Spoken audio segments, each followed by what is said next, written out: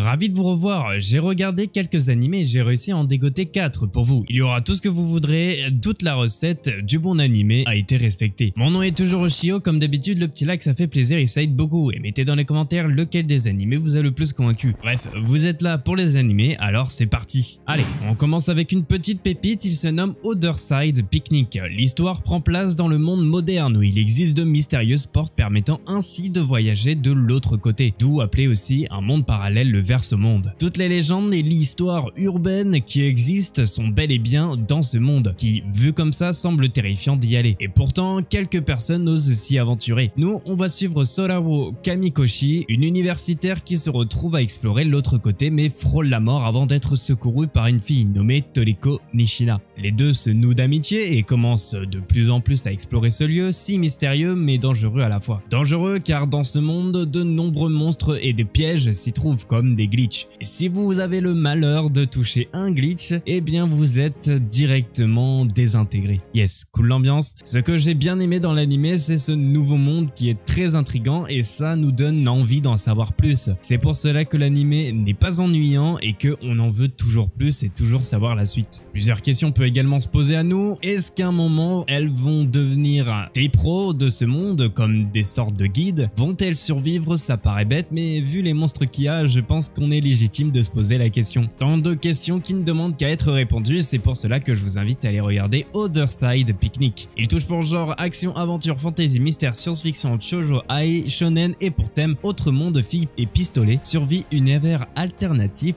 fait par le studio d'animation Felix Film et Liden Films, disponible sur Wakanim et Crunchyroll. On reste un peu dans la même gamme, on va parler d'armes et de monstres dans cet animé, cependant moins horrifique, il se nomme Asso Lily. Dans un avenir proche, des créatures nommées Huge apparaissent sur Terre et menacent de détruire la planète. La Terre affaiblie par ces monstres décide d'innover des armes permettant de tuer les Huge. Ces armes combinant la science et la magie se nomment les Charms. Certaines jeunes femmes, que l'on nomme Lily, semblent pouvoir se synchroniser avec ces armes et ainsi l'utiliser à son maximum. Enfin, si elles savent l'utiliser. Et c'est là qu'intervient l'institut de formation Lily Guardian, qui est réparti un peu partout dans le monde pour protéger et guider les hommes. Ainsi, nous suivons un groupe de jeunes adolescentes se battant pour la survie de l'humanité. Et comme vous vous en doutez, ça ne va pas se passer comme prévu. Il y aura des moments difficiles, des moments forts, des moments moins forts, des moments... Bon, j'arrête. Ce que j'ai bien aimé dans cet animé, c'est le côté technique spécial que chaque personne a, comme le charisma ou l'œil de faucon. Ça me fait un peu penser à des classes sur un jeu, bref, j'ai trouvé ça un peu sympa. Il y a tout de même du développement sur la vie des personnages principaux, je précise. Vous avez un peu de tout dans cet animé, alors pourquoi vous en priver? Il touche pour genre action, drame, school life, science-fiction et pour thème combat, magie, monstre, fait par le studio d'animation Shaft et Graphinica s'occupant de la 3D, disponible sur Wakanim et Crunchyroll. In the Land of Lidl. Ah là là, voilà un petit isekai, je ne sais pas vous, mais personnellement j'adore les petits isekai, pas prise de tête, c'est toujours aussi plaisant à regarder. Et si vous êtes comme moi, eh bien cet animé est fait pour vous. Nous on va suivre Kena Kagami et après qu'un terrible accident lui est arrivé, ce qui lui a valu un placement sous respirateur artificiel, ne pouvant plus marcher, sa dernière liberté c'est de jouer à un VR MMORPG qui se nomma World of Lidl. Sans mauvais jeu de mots. Mais un jour, alors qu'elle jouait, une coupure d'électricité éteigna tout dans l'hôpital. Et vous savez ce que ça veut dire. Bah, elle peut plus jouer, quoi. Non, plus sérieusement, elle est morte car son appareil qui lui assurait la vie s'est également coupé, l'emportant dans une mort sans souffrance. Et comme tout bon isekai, la jeune fille se réveille dans l'univers de son jeu favori sous l'apparence de son avatar, Keina. Toutefois, elle ne le prend pas si mal que ça, car elle peut maintenant enfin marcher, courir et faire toutes les choses dont elle rêvait faire. Elle est donc bien décidée à profiter de sa liberté acquise dans cette nouvelle vie. Elle décide de partir à la recherche d'autres joueurs dans le même cas qu'elle. Cependant, ce nouveau monde ne semble pas être tout à fait comme le Lidl dont elle se souvient. Ah ouais, il y avait une promo à moins 50% sur un article, il était même pas dans les rayons.